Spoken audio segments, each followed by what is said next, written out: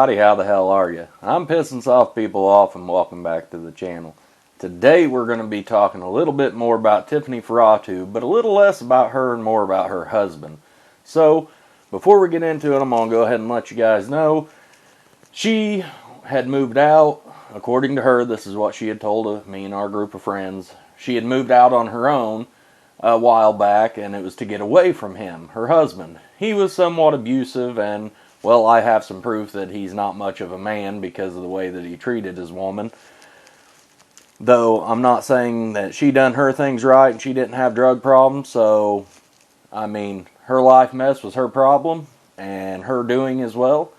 But at the same time, a man should never treat a woman in a certain way, such as, well, the time that he, almost let her get arrested. Well, she did get arrested, and then she was let out on bond, and he basically said that she didn't have that much to do with it. But we'll get into that a little bit later.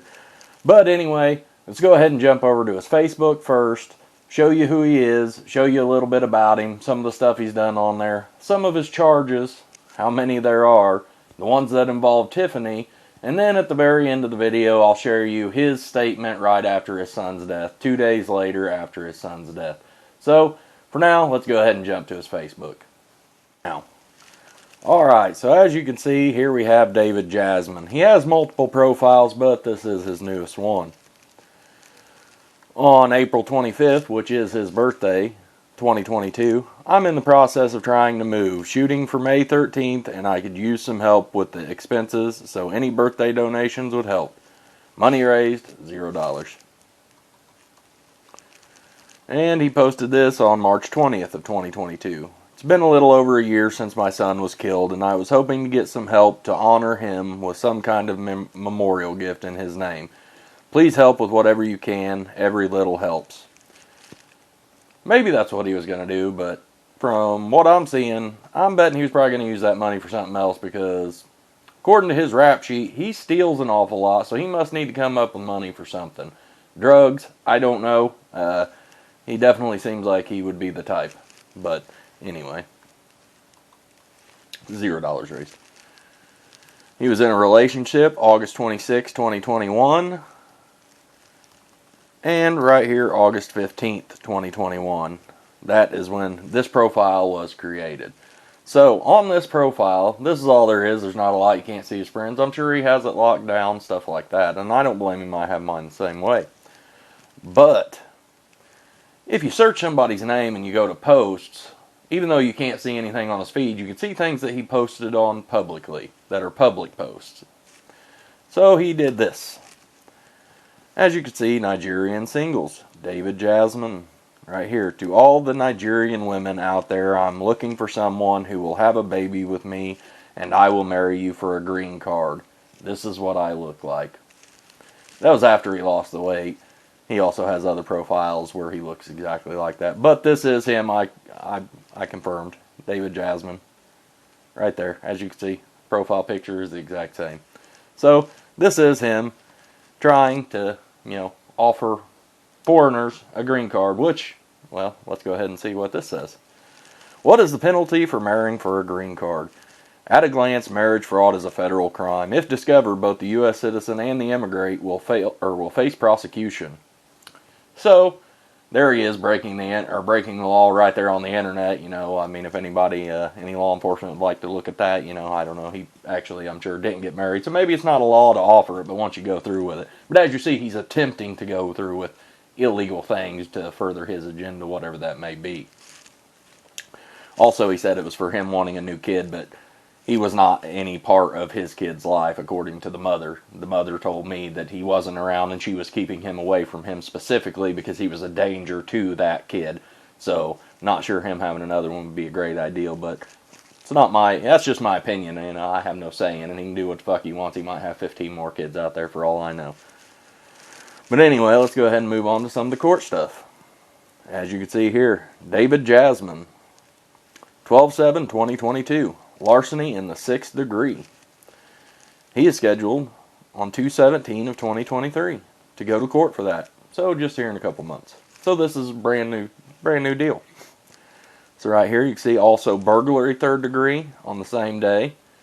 So he will be in court on February 17th 2023. And as you can see here, here's Tiffany's. She's going to be in jail on the 15th, 2 days prior to him. Granted, they're probably different courtrooms and stuff, but just a little funny and weird coincidence that I came up with. They're both going to court on the same day, or close to the same day.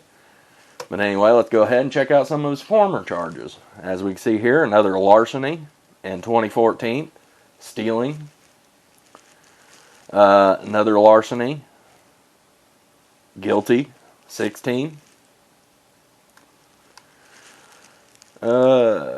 assault, so he's violent, he's a violent offender at this point now, so it's a Class A misdemeanor, he was guilty, that was 2016,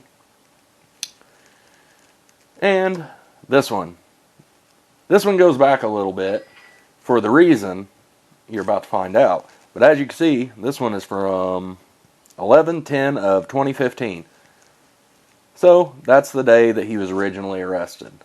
And what was he arrested for? It was larceny 6th degree. So, there was actually a news article written about this one, and it includes both Tiffany and David. As we can see here, a Torrington man and an Old Lyme woman are facing charges in connection with the recent theft of an air compressor from a city home, police said.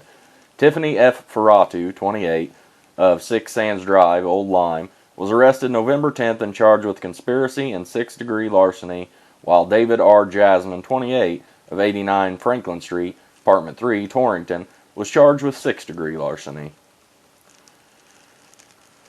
Police met with the victim of the theft, who reported the Craftsman air compressor taken from the home. It was worth about $100. The air compressor was found at a local scrapyard, and the supervisor was able to describe the 2 people who dropped it off to police. When police checked the receipt, it showed Tiffany Farrauto used her identification to strap the compressor, police say. And that's exactly what I was talking about. He knew that they were committing a crime, and yet he allowed his girlfriend to put her ID into it so it would link to her, not him, so hopefully he wouldn't get in trouble. If anybody did, it'd be her, and he'd just write her off and move on. So, she really knew how to pick him, that's for sure. Police later confronted Farrauto and Jasmine at a local home, and they admitted they had taken the compressor. Farrauto told police she thought the compressor belonged to a local landlord and not the victim, according to police. Farrauto was released after posting $2,500 non-suitory bond and scheduled to appear in Bantam Superior Court on November 23rd, while Jasmine was released on a $1,000 non-suitory bond, and he was scheduled to appear in court on the same day. So, as you can see, they both have a bit of a history. They definitely had drug problems. We know that for sure. Drug, alcohol, I don't know what, all kinds of stuff. But this is where some of the accusations come in, and I've mentioned in earlier videos about the father, how I had more to say about him. Well, as I've already said, he's not much of a man, the way he treats people, the way he conducts himself. I mean, I don't have respect for anybody who's in and out of the criminal system like that. I mean, that's just recidivism at its best. It's never going to change. Those people aren't going to change. As you can see, this man, he's been doing it for 8-10 years now. Maybe someday he'll change, but, I mean, why keep I don't know. I don't want to get into all that. That's not what this is about. But she did tell me that the reason that she had left him was because he wasn't good for her, which I completely agree with, but also that he was abusive, not to only her, but to him, the son, David Jasmine, who he was named after as well, if you didn't catch that. But that was the main reason he left. And then he talks to the news after she's been taken away and says all this stuff. But from everything that she told me and our group of friends, that's not how it was happening. He was never coming back into David's life because of the abuse that he caused. Now, I can't remember, and this is where I want to draw a line and say this isn't 100% fact coming from me because it has been 2 years. But I want to say that she told me that he sexually abused David as well. Now, I don't know if that's the one she's talking about in the court case that she's mentioned when she got arrested, or right before she got arrested, but it could be. I also remember her mentioning something about a Hispanic boyfriend or something, or maybe a friend of his that might have also done that. So I'm not sure which one she's talking about, and I'm not sure that even either of them are true. But that is what we were told by her, and hopefully she'll come out with that you know, in the later days when we get to court. Hopefully she'll tell us what she was talking about so we can know for sure and find out if it's true or not. Not that it'll really change her case, but if there's others, you know, in the abuse of this little boy, they should definitely, you know, have to face their day in court as well and pay for what they did to that little boy who is no longer with us. But anyway, you've heard what I have to say about him. You've seen some things he's posted. You've seen his record. Now I'm going to play the video that was posted right after the death, 2 to 3 days after. Fox News, they had an interview with the father, David Jasmine. And I don't know, and I can't find any proof that he was in jail at that time, but the setting behind him, it sure looks like a jail setting to me. And with the bright yellow shirt, so I don't know, he may have even been in jail at the time that that happened.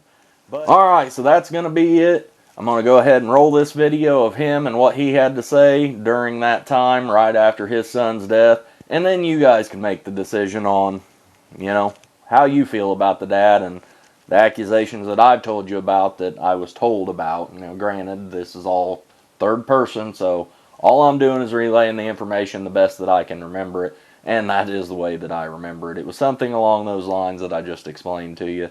So you guys can draw your decision from what you've seen, and we'll see more as the court case goes on. But I appreciate you all. Hope you all have a great day, and thanks for watching. I remember the first time I held him, he looked straight up into my eyes like he was telling me I've arrived. David Jasmine called his son, David, a miracle baby. I wasn't supposed to be able to have kids, and along came David Nathaniel Cash Jasmine. His mother chose Nathaniel. I chose Cash after Johnny Cash. But he says he regrets not having spent more time with his boy. She just wanted to see me have a consistent life.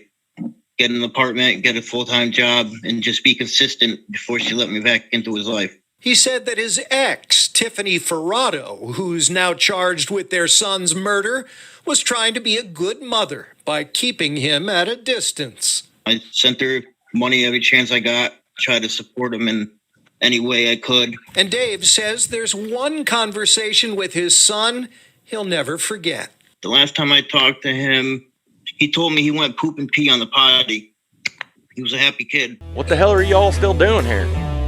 The video's over. Just start clicking on some shit. It's around here somewhere. There's buttons and likes and all kinds of stuff you can do. I think there's even some more videos. I don't even know where. I can't see anything. I appreciate y'all. Catch you on the next one.